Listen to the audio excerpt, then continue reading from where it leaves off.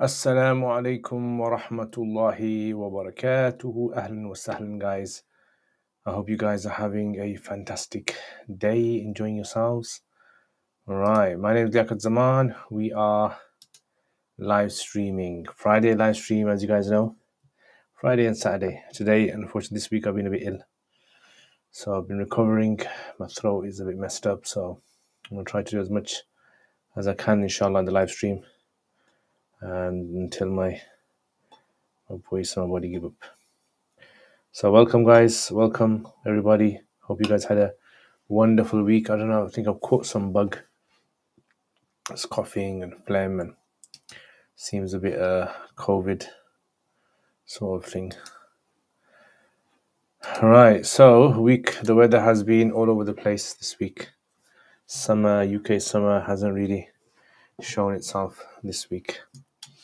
Today I had Juma and classes have started again. So where I teach at Sufa Institute, the classes have started. Alhamdulillah, new batch. Inshallah, the new batch is going to start next week. So we have the other classes have all started. Inshallah, today we've got lesson as well, classes. So inshallah, I'll be going to class in the evening. Those of you guys who are back, how do you guys feel being back to class? Whether you're studying at Sufa, whether you're studying at other places, how does it feel like being back at class, back in the routine of studying? Welcome people of Instagram as well. Ahlan wa sahlan. I don't know, what do you guys suggest for sore throats and phlegmy coughs? Wa alaikum assalam. Nurgul, ahlan wa sahlan. Welcome. Abu Bakr, wa alaikum assalam wa rahmatullahi wa barakatuh. Ahlan wa sahlan. Salam, wa alaikum assalam. Ahlan wa sahlan. MashaAllah, very good. I've just got a bit of a sore throat. Past few days, I've had a bit of fever as well. So I've just been, remember last few months ago I was saying to you I haven't been ill for a very long time. Well, that streak ended. Alaikum assalam, NB. I'm looking for a good shuyukh resources for studying Maliki fiqh. Can you recommend for someone low on funds who is... I don't know, I don't know where you can study Maliki fiqh. Maybe you can check out Seeker's Guidance. So if you check Seeker's Guidance, they have some courses, and I think they do Maliki and they do free of charge. So check that out, inshallah. Seeker's Guidance is called. And if anyone else knows any resources for Maliki, studying Maliki fiqh free of charge, please help NB.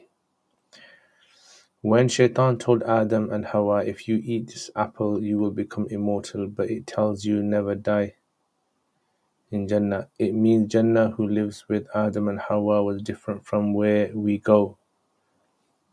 Yes. So the Quran says that Shaitan came to them and said, the reason why your Rabb doesn't allow you to eat from this is you'll become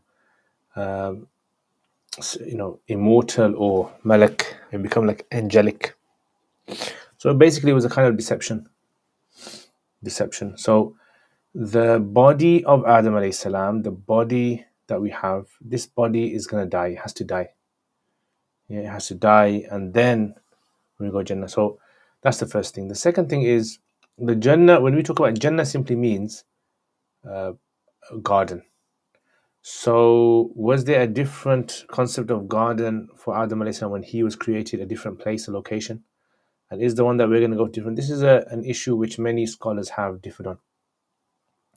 As in, is it just one Jannah where Adam alayhi salam was in Jannah, the ultimate Jannah that we're going to go to, inshallah? Was it that one that he came out from, or was it a different? So this is where the difference of opinion lies. Yeah. So we're not 100% sure exactly about the scholars differ about this. Graduated in Tafsir in July, and I'm looking for courses I can follow. Alhamdulillah, mashallah. Ahlan wa sahlan. Shafakallah wa afak. Ameen. Arc View by Sheikh Shadi. might have some, but they are paid. Okay. Sheikh Saeed Al-Kamali has his Al-Muwatta course on YouTube for people interested in Madhab Maliki. I assume that's going to be in Arabic, isn't it? Alaikum assalam, Junaid.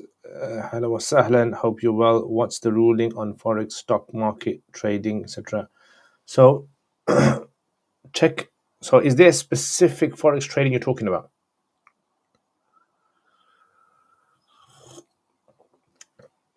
Yeah. So, if there's a specific one, I can help you with that. Otherwise, there's a website called IFG. So go there, and they've got a whole articles on for different types of forex trading. So if you're talking about the kind of forex trading which is being advertised, for people, generally that's not allowed. The one that's being advertised. So that kind of forex trading is not permitted. There's so many problems in there. And otherwise, stock market trading, as long as you become owner of the shares, you become an owner of the shares. And the company is something which is Islamically compliant, so it's permissible. It's not something haram that they're investing in, then it should be fine. That's the main reason. So otherwise, you'd have to be more specific exactly what type, because the term forex is simply just foreign exchange. Foreign exchange is basically like just changing currency, buying and selling currency. Buying and selling currency is allowed. I've made videos on this on my Kuduri lesson. You can check that out. So in essence, if you sell dollars for pounds and then you wait for the price to go up or whatever, and then you sell, that is permissible. The problem with the types of the models of foreign exchange that are being advertised is that they have too many in their problematic clauses in the contracts. So there's too many problems in there. So that's what I would say. So if you go to IFG, they've got articles written on there, very detailed videos as well, explain the problems with this type of forex trading. Issue with forex trading is virtual. Sheikh, where have you completed your specialized iftar from? So I studied in Karachi at a place called Jamia Tayyiba under one of my teachers, which was supervised by Mufti Taqi Usmani. So I did it 1 year iftar, 1 year iftar. There's some places in Karachi that do 2 years iftar. Some places actually do 3-4 years iftar. The more years you do, the better it is, I would say. Definitely. So the iftar class is also starting this week, this Wednesday. So the applications have come in. Alhamdulillah, quite a lot of applications. Unfortunately, we won't be able to accept all of them. So what's going to happen is we're going to have to shortlist them. Yeah, so technically I only wanted between 10 to 15 students, a new batch. So 10 to 15 only. I think if I have it next year, I'm just going to cap it at 10. So I'm going to shortlist them, go through the ones who I think are suitable for the course, and then give them the good news. The thing is, if you have too many students, it just becomes difficult to be able to help them. So in many madrasas, even in Pakistan, for example, I think it's in Jamia, the Rashid and Mufti Taqi's madrasa, they only allow 10 people. So they only accept 10. And they're quite strict on the vetting process. So anyone who's interested in iftar, what I would definitely suggest to you guys is make sure you seriously want to get into it. Make sure you can read Arabic books on your own and you don't struggle with them, because then otherwise it's pointless. Especially nowadays with people trying to use AI and all that kind of stuff. It's just hectic now. Yeah, hectic, and I think it's this is like a new sort of era of deception where people are using AI to try to make themselves sound as though they know more than what they really know. I am studying 5th year of Dars Nizami. What do you suggest? What should one specialize in? What I would suggest is specialize in something that you're keen about. If you're if you're keen in fiqh, specialize in that. Yeah, if you're keen in hadith, go into hadith. If you're keen in Quran, tafsir, go into tafsir. What I would definitely say to people is make sure you go into the specialization that you're interested in. Do not force yourself into a specialization which you're not interested in, because most likely you're not going to take full benefit from it. You obviously will benefit to a degree, but you won't get like full whack benefit from it. And I've seen this happen with a lot of students. Some students, they're not very interested in iftar. They're just doing it because it's a trend going around, and then they realize it's too much for them. And so, I'll give you an example. So last year, the number of students that actually enrolled had about 18 students, I think, 15 to 18 students enrolled, and we ended up with only about, let's say, 5 of them really answering the questions. Maybe 4 or 5 of them that really regularly answer the questions. The rest of them weren't really doing it regularly.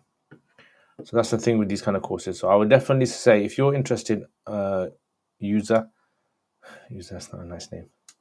So Mr. User, if you are interested, I would say go into Taqassus Ifta, if that's your thing, that is. Yeah. Wa alaikum assalam, ahla wa sahlan, Hamim. Would teaching students how to write sharas be useful in Ifta? Teaching students how to write sharas. I'm not sure I understand what you're saying. Like, do you mean like fiqh books, commentaries? Is that what you're saying? KSK wa alaikum salam.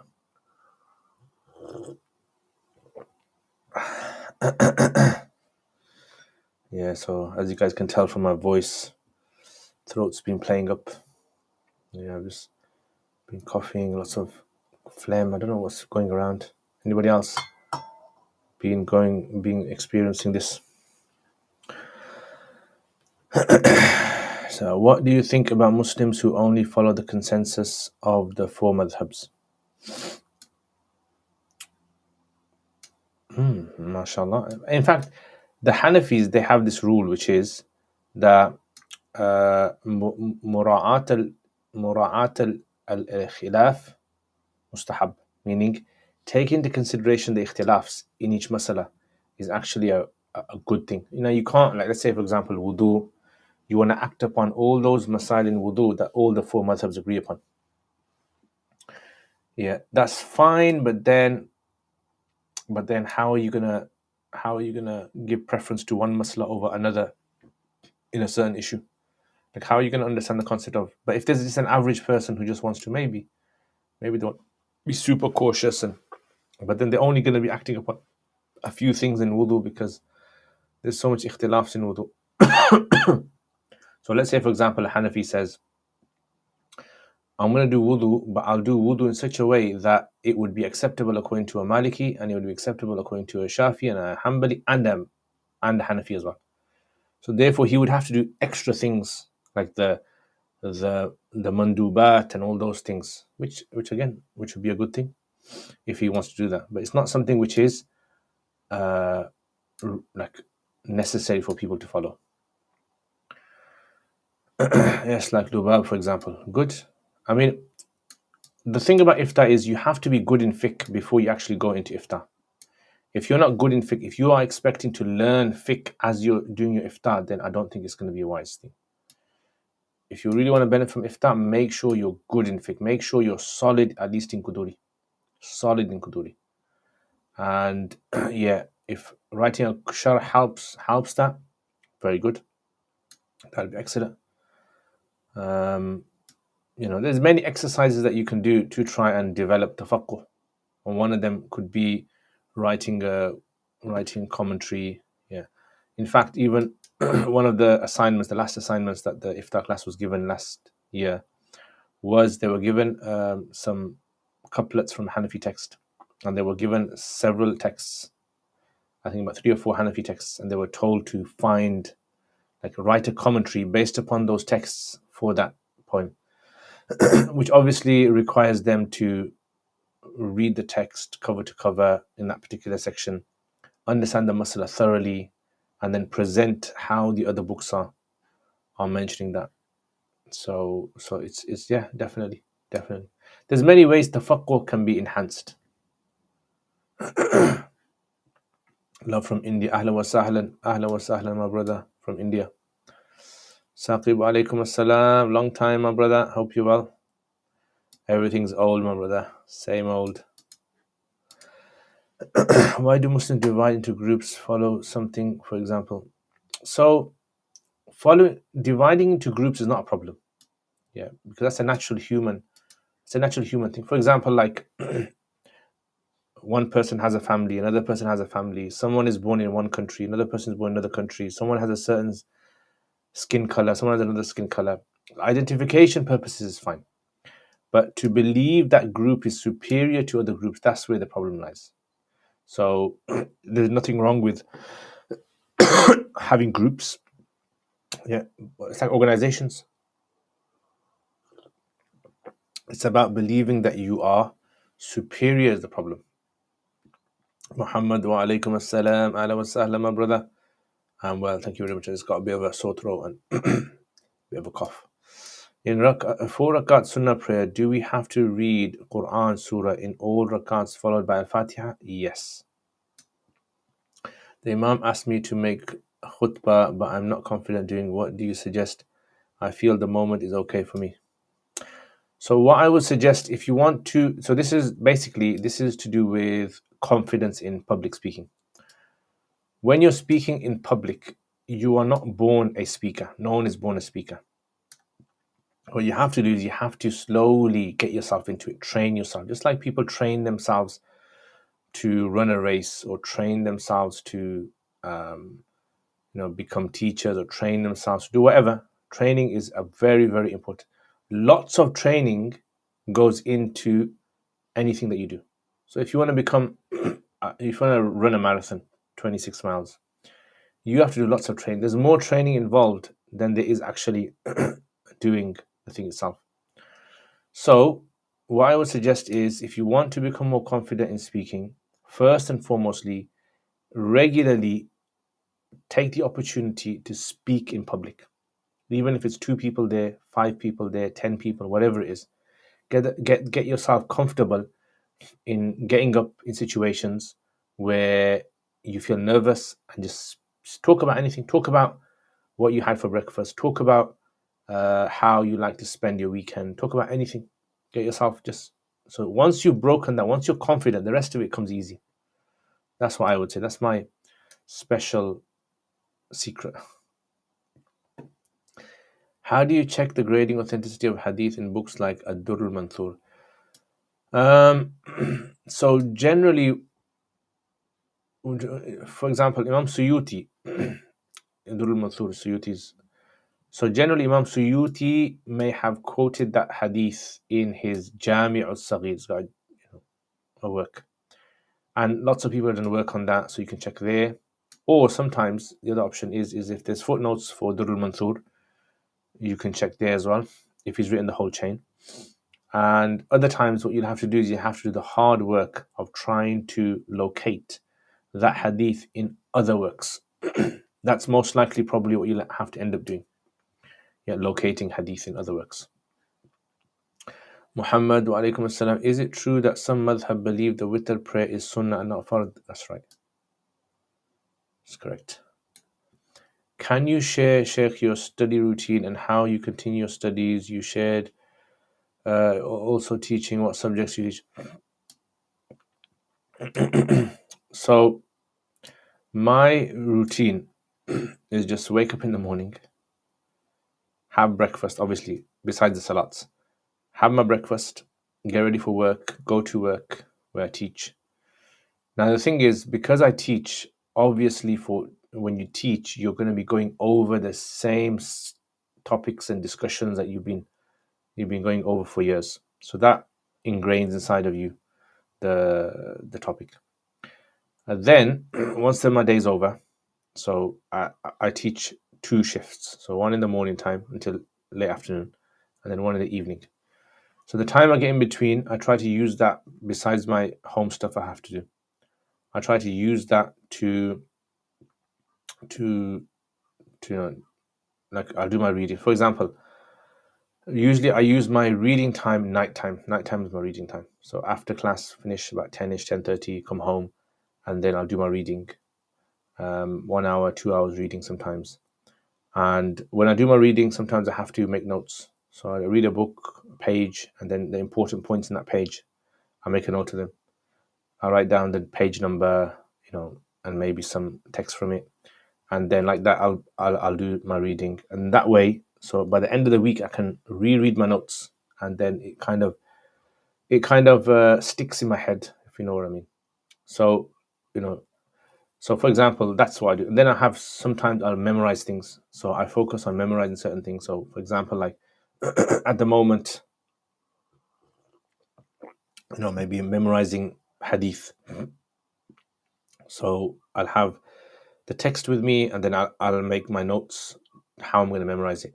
So sometimes I don't memorize the hadith word for word. I try to memorize the theme of the hadith first of all, and then I try to get that stuck in my head, right? So I might use a path method. So let's say I'm memorizing Sahih Bukhari.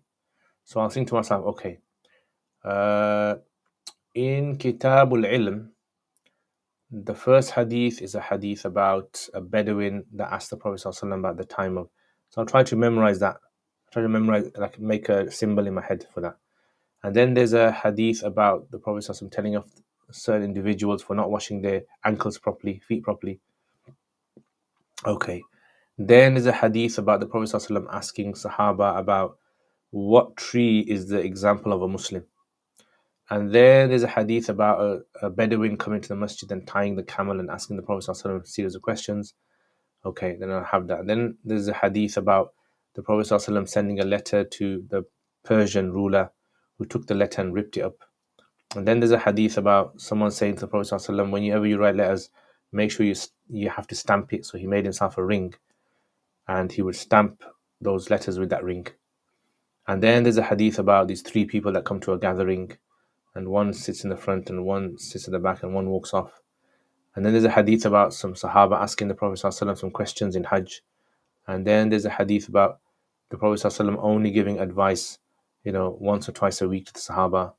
Like that, so I can go on.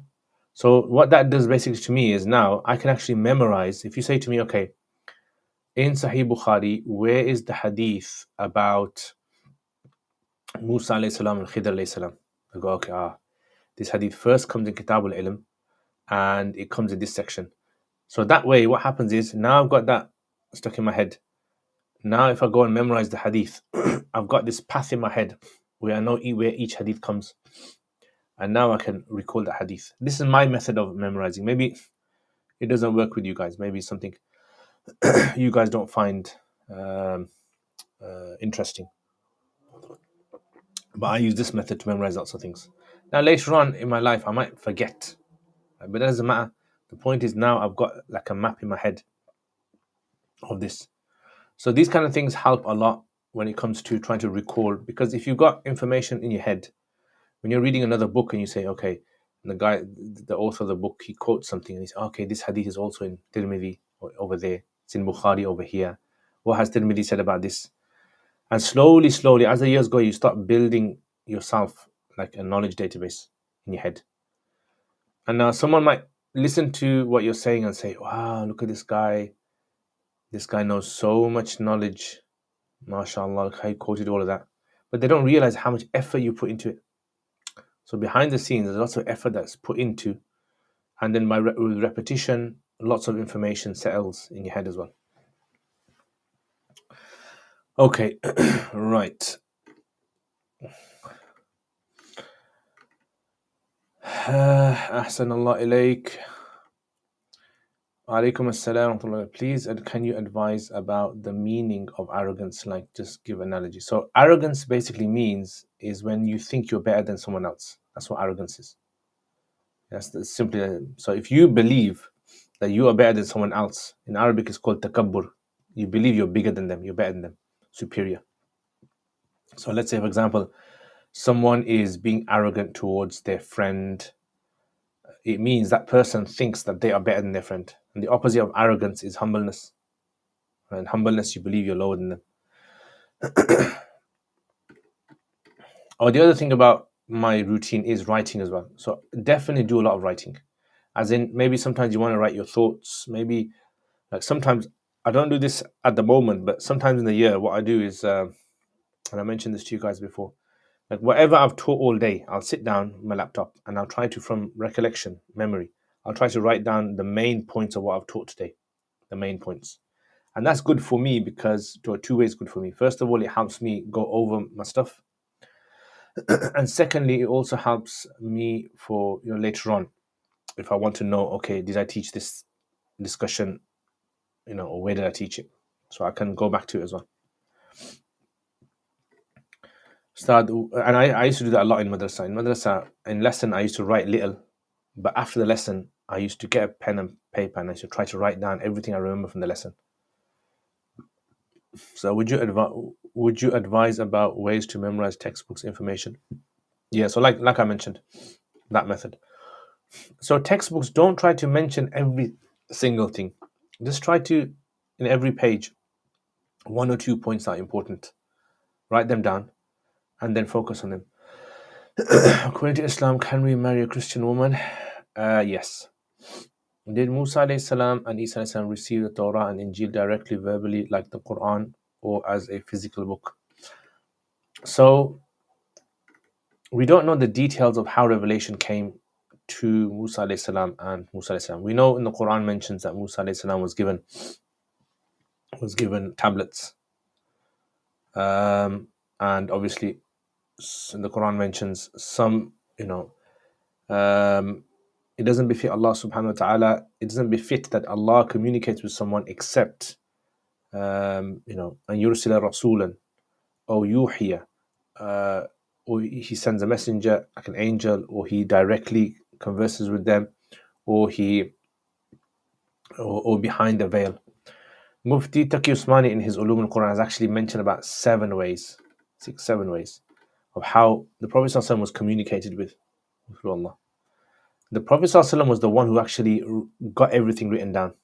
So we don't find this in other prophets. Other prophets did not get their people to write it down, from what we know. But yeah, revelation comes in various forms. What to do if I forget which salah rak'ah I am praying? At the end, do sajda sahu. Wa alaikum assalam, AC, ahlan wa sahlan. Advice for learning lots of nahu rules. Right, remember, first of all, the rules, write them down. And then try to test yourself. That's how you're going to know. So maybe you make little cards and you write the rule down with an example, and then you test yourself. What rule is this? What is the rule for fa'il? What is the rule for maf'ul? That would be a very good way. And if you find that card hard, put it in a separate pile. Hard. So make a hard pile and an easy pile. You start from the beginning. Memory is very different from, yeah, definitely, 100%. We are living in the lowest world, which first it tells Isa alayhi salam living in the second world. That means in every world of heaven, living humans like us. I don't know. I'm not sure I've understood what you've said, Nurgul. Hamza, wa alaikum assalam, ahla wa sahlan. Do you recommend Bahr Raik to be read along with Hidayah or Tabyin Haqaiq? So, Tabyin al-Haqaiq is a bit different from Bahr Raik. Tabyin al-Haqaiq, there's more tafaqquh in there. Yeah, there's more ta'seed and tafaqquh in there, definitely.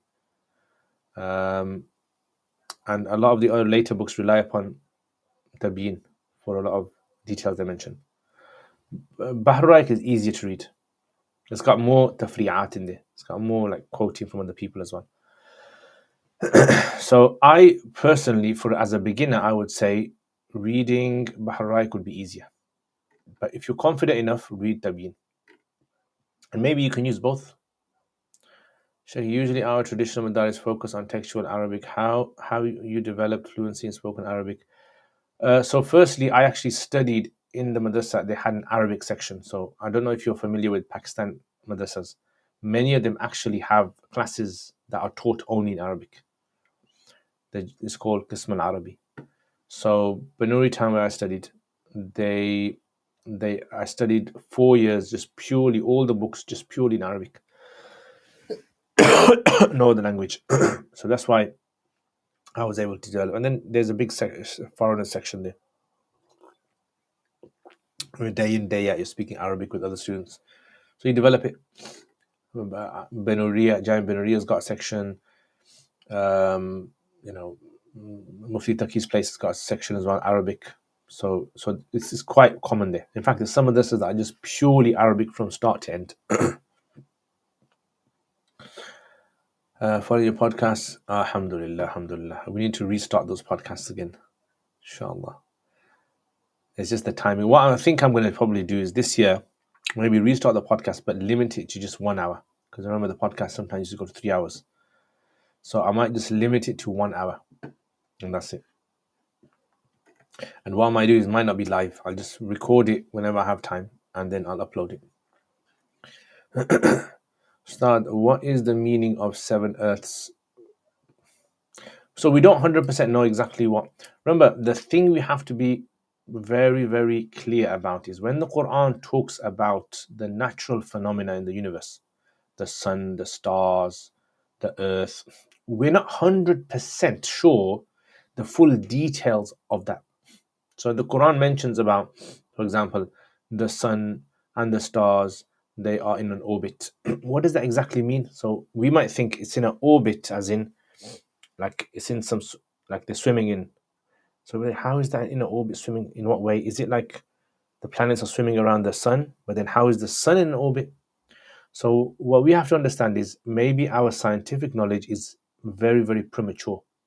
And later on, we might come across new breakthroughs which make what the Quran is saying makes a lot of sense.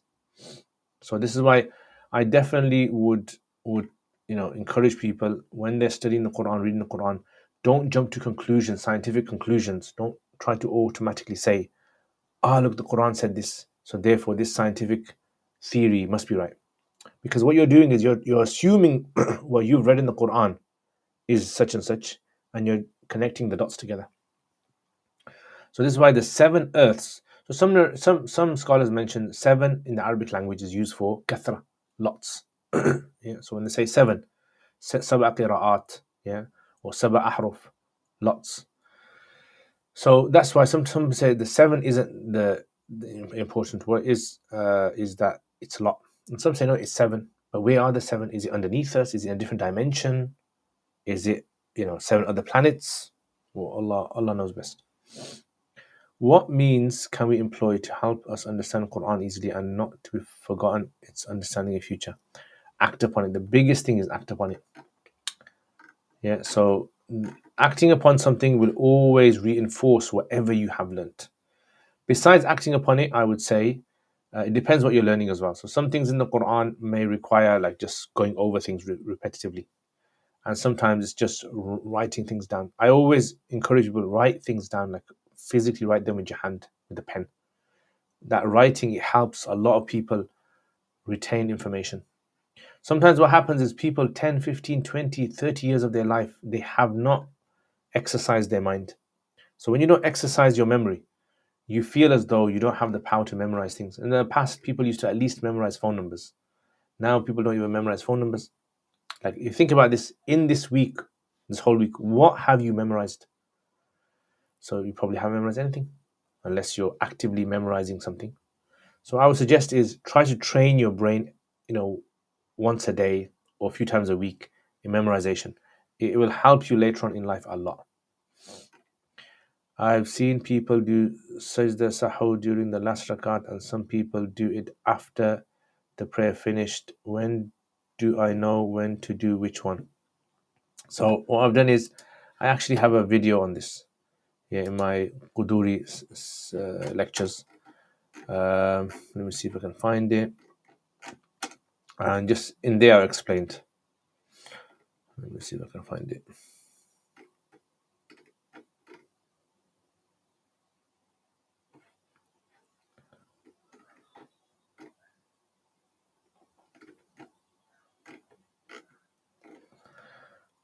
Prostration, there it is.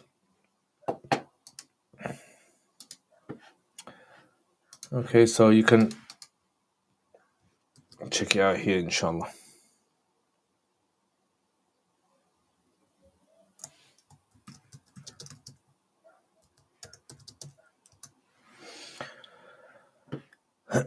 And you guys as well over here. You guys can check it out as well. KSK Basha.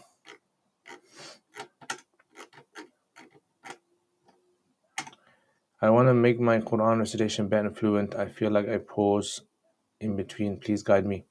So what you need to do is you need to read as much as you can, and ideally read to someone.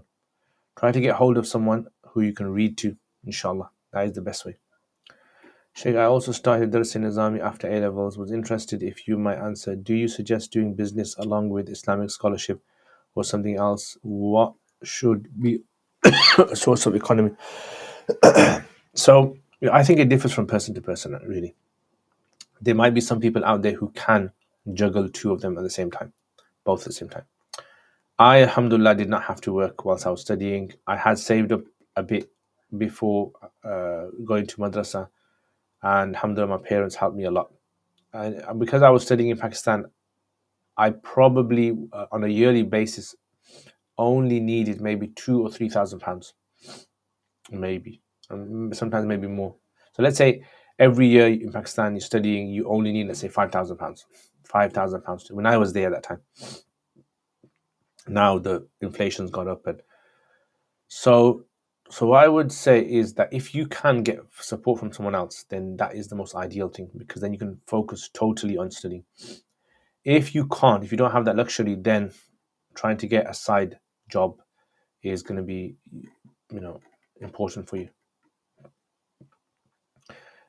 If a person has less than the nisab of zakat, but he knows he'll receive some money after a month, can this person be given zakat before receiving the money? Yes, can. When a latecomer comes to Salat Janazah, he waits for the next cycle of the fourth uh, final cycle. Does he do 4 in total after Salam once? Yeah. So he does it one after the other.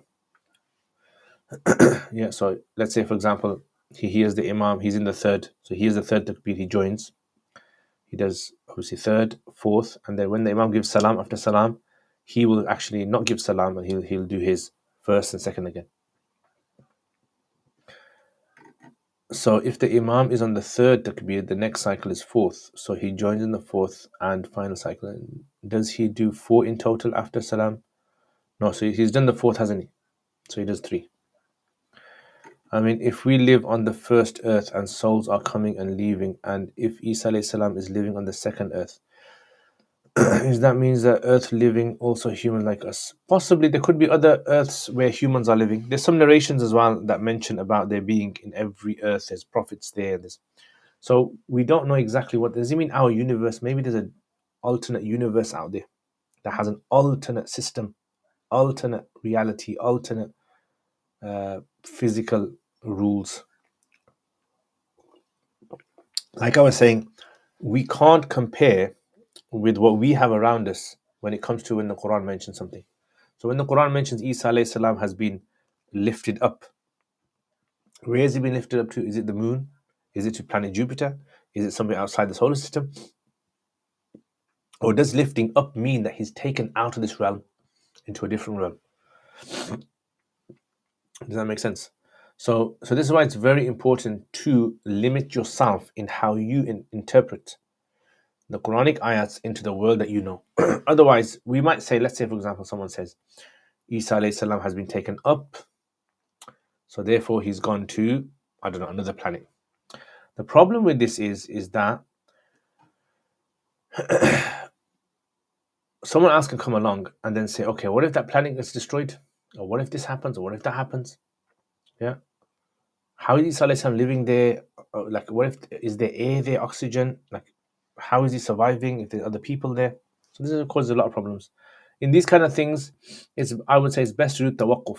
Tawaqquf basically means that you pause and you don't come out with too many details. If a husband gives the wife money to save and they say the money is both of theirs. Who gives zakat on it? Is there a rule?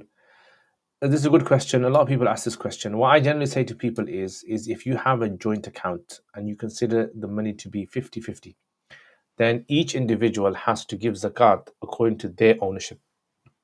So the husband will consider half of it to be his, so he adds it to his assets when working out zakat, and the woman, she will consider the other 50% to be her assets, and she works out her own zakat. So the joining takbir is counted as the latecomer's takbir tahrim and the rukn takbir for janazah. That's it. LAH wa alaikum assalam wa rahmatullahi wa barakatuh. Memorizing something takes lots of time and energy till you connect dots between them. Good point. What counts as habitually missing sunnahs? I have to miss my Zuhr and Jummah sunnahs due to work. So it would habitually would mean that it's something which you do in such a way that there is no real excuse for. That's what habitually would mean. So habitually, so if you're working at a place and you can't pray your sunnah, that's not habitual. As in, it's regular, but it's not adatan in the sense that a person does not do it for no reason. There's a specific reason for that. So that would not fall under habitual. Wa alaikum assalam. Kazmataz. Ahlan wa sahlan. Ahlan wa sahlan. Ibrahim. Alaikum assalam. Hoping you're well, Sheikh. How's your week been? Alhamdulillah, my brother. Very well. I've just got a bit of a sore throat, guys. And I got a bit of a cough, as you can tell through my through my sounding of my voice. Can I wear shorts above the knees? So long as you don't go in front of people. So you can do it in the own confines of your room, as long as other people don't see it. الَّذِينَ يُؤْمِنُونَ بِالْغَيْبِ. That's it. If a person has waswasa with takbir, invalidates opening takbir. If a person has waswasa with takbir, are you saying what invalidates opening takbir? People with waswasa do not have to follow the normal rules. Remember that. I know people with waswasa want to follow the normal rules, but people with waswasa have to remember for them there are a different set of rules. Right? So if a person with waswasa has a problem, Allahu Akbar, Allahu Akbar. That's it, just carry on your salat. Even if you didn't say it, just carry on your salat. What is the conditions of taking khula from a husband if she don't bear his abusive language and other reasons? Then may she take khula? Possibly, yeah. So if there's a woman who's being abused by a husband, verbally abused, mentally abused, and these are kind of factors that many scholars would take into consideration. Because a woman obviously has to be honored in her family and she's being disrespected. So what I would suggest is that if any woman feels as though they want to get a khula, they should speak to a Sharia council. Yeah, speak to a Sharia council, tell them the whole situation, because sometimes it happens the husband might really be a bad person and the woman's too shy. Or maybe it's the other way around. Maybe the woman just wants to get out of the marriage, and maybe there's been like one or two incidents where the husband has said something rude and she has used that as grounds for I want to divorce because 5 years ago he said this to me, or he said this about my mom. So that's what I'm saying to you. Never ever assume you're going to tell your story to a scholar without him listening to the other side. So there has to be fairness in these things. I would suggest speaking to a Sharia council, both sides speak to.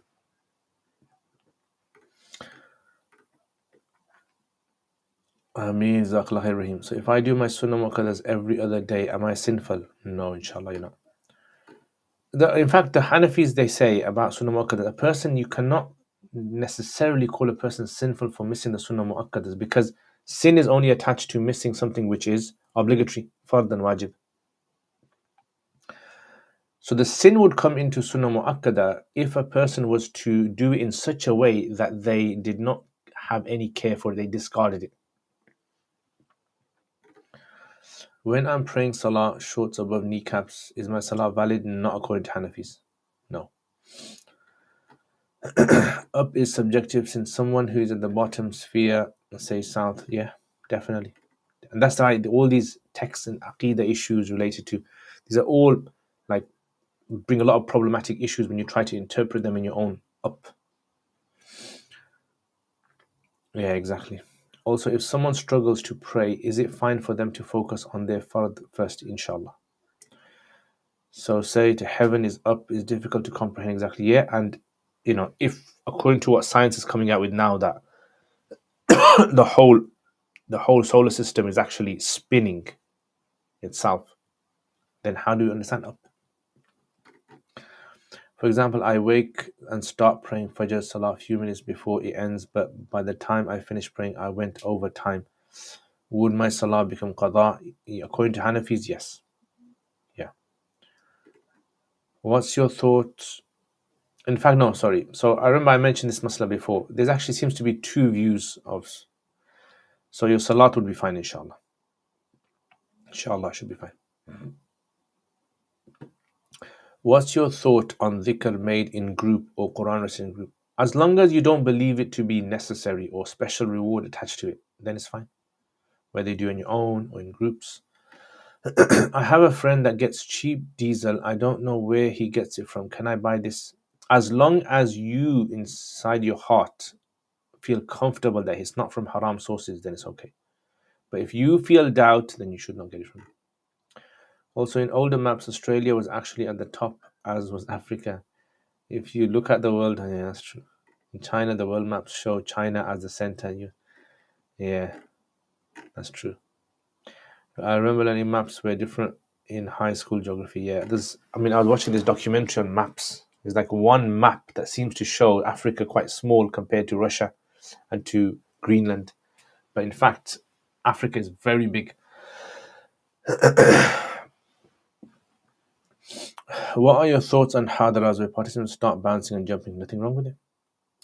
Remember, look, permissibility and impermissibility is all to do with if the Sharia has given a specific rule about it. So, for example, like when it comes to ibadat, I'm talking about ibadat here, yeah? So, when it comes to acts of worship, there has to be a text from Allah or from the Prophet ﷺ that you can do this. Now, that means, so let's say, for example, you're praying salat. The way you pray your salat, the number of rakats, it has to be prescribed to us by the lawgiver. So, therefore, if you're praying salat in a place that it has a soft carpet, is that allowed or not? Or do you have to pray salat on the... So praying on the soft carpet, as long as you don't believe this is part of the deen, to pray on carpet. Because you can pray on ground, you can pray on grass, you can pray on whatever.